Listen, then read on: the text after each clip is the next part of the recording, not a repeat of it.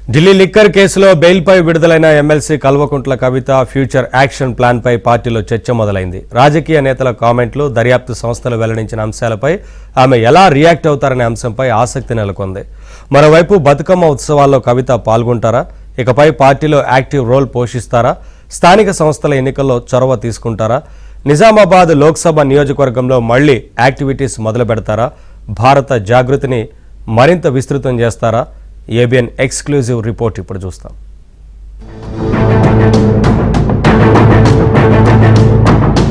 Political ప్రయోజనాల కోసమే BJP తనను అరెస్టు చేయించిందని, ఇలాంటి బెదిరింపులకు లొంగేది లేదని, కడిగిన ముత్యంలా బయటకు వస్తానని, డాక్టర్ ఆఫ్ ది ఫైటర్ గా భయపడే ప్రసక్తే లేదని అరెస్టుకు ముందు కవిత అనేక రకాల స్టేట్మెంట్లు ఇచ్చారు. రాజకీయ ప్రేరేపితమైన అరెస్ట్ అంటూ బీజేపీపై నిప్పులు చెరిగారు. ఢిల్లీ లిక్కర్ స్కామ్ లో 2 ఏళ్ల క్రితం ఆమె పేరు బయటకు రాగానే వ్యక్తిగతంగా ఆమెపై రకరకాల కామెంట్స్ వచ్చాయి. అసెంబ్లీ ఎన్నికల్లో ఈ అంశాన్ని ప్రస్తావించినా, ఆమె ఎన్నికల ప్రచారంలో పాల్గొన్నా పార్టీకి చెడ్డ పేరు వస్తుందనే ఉద్దేశంతో నాయకత్వం దూరంగానే ఉంచింది. పార్టీ కార్యక్రమాల్లో భాగస్వామిని చేయకపోవడంపై ఆమె ఒకంత అసహనాన్ని వ్యక్తం చేశారు. బీజేపీ ఆడుతున్న పొలిటికల్ గేమ్ ను ఎండగట్టడంలో, తనకు అండగా నిలవడంలో పార్టీ నాయకత్వం విఫలమైందన్న అసంతృప్తిని వెళ్లగక్కారు.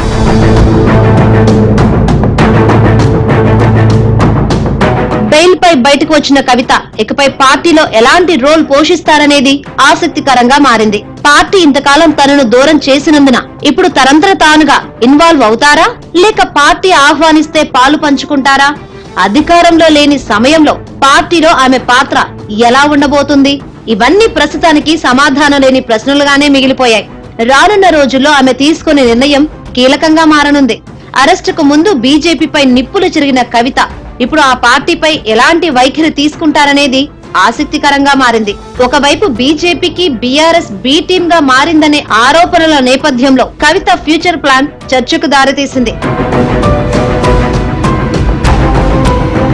పార్లమెంట్ ఎన్నికల స్కెడ్యూల్ విడుదల కావడానికి ఒక రోజు ముందు ఈమెను ఈడీ అధికారులు అరెస్టు చేయడంతో లోక్సభ ఎన్నికల ప్రచారంలో ఆమె పాల్గొనే అవకాశం లేకుండా పోయింది. గత ఏడాది అసెంబ్లీ ఎన్నికల కారణంగా బతుకమ్మ ఉత్సవాలకు దూరంగా ఉన్న కవిత ఈసారి జాగృతి తరపున పాల్గొంటారా లేదా అనే చర్చ మొదలైంది. బీజేపీ ఎత్తుగడలకు లొంగలేదని, ఇక ఆ పార్టీని వదిలిపెట్టే ప్రసక్తే లేదని స్టాండ్ తీసుకుంటారా అనే చర్చ మొదలైంది. ఢిల్లీ లిక్కర్ స్కామ్ కారణంగా పార్టీ ఇంతకాలం ఆమెను దగ్గరకు రానివ్వని కారణంగా ఇప్పుడు ఆమె తనకంటూ సొంత బేస్ ను ఏర్పాటు చేసుకునేలా సమాంతరంగా ఎలాంటి పొలిటికల్ స్ట్రాటజీని రూపొందించుకుంటారనే మాటలు ఆ పార్టీ నేతల నుంచే వినిపిస్తున్నాయి.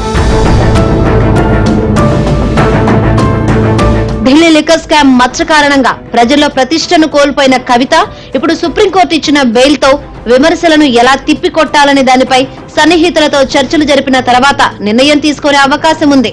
లిక్కర్ కేసుపై ఈడీ, సిబిఐ ఇప్పటివరకు చేసిన దర్యాప్తు, చార్జ్ షీట్ లో ప్రస్తావించిన అంశాలు, సాక్షులు, అప్రూవల్ గా మారిన వారు స్టేట్మెంట్ల ఆధారంగా అరెస్టు చేయడం, ఆధారాలను ట్రయల్ కోర్టులో చూపెట్టలేకపోవడం కవితకు కాస్త ఊరటనిచ్చిందన్న టాక్ వినిపిస్తుంది.